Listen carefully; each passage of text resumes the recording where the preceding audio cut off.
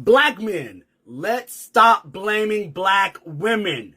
Watch this video if you want some context to what I'm saying, and then we'll unpack. It looked like what young black men do when they're supervised by a single black woman. And that's what they got going on in the Memphis Police Department.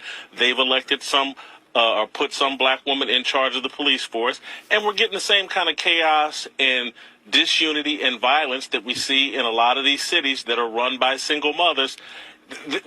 If we want to discuss the breakdown of family that leads to disrespect for authority, that causes you to resist the police and run from the police and not comply with the police because you resist authority at all time, because there was no male authority in your home, let's have that discussion. But that's not where they want to take us.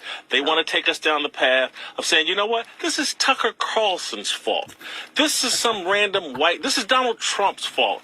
It's not. It's the breakdown of family and the buying in to all these left-wing things that have nothing to do with promoting family.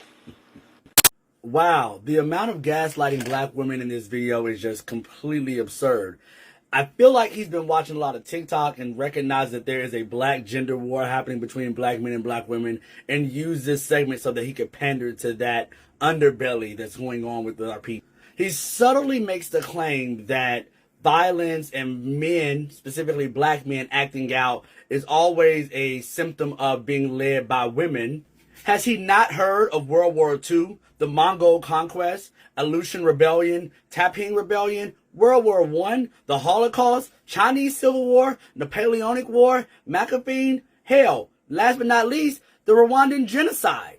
That list of 10 is just a very short list of the numerous warmongering, genocides, violence on men for men that were led by men, spearheaded by men, while women sat back and watched their men be plundered globally, nationally, and locally. So this pandering that he's doing to black women, this is what we're talking about on this app. When black men show up to defend black women, we're defending black women from bullshit like this, from this type of visceral response that somehow this violent act that just happened in Memphis is because they're being led by a black woman. This black woman drag train that's currently going on is not cool, my brothers. We, since we want to be these men, we want to call out simps and pookies and rayways, we as black men need to finally show up, dismantle patriarchy, understand that matriarchies can work, and do a lot of introspection and retrospection and unpack our own bullshit and start to hold ourselves and each other accountable.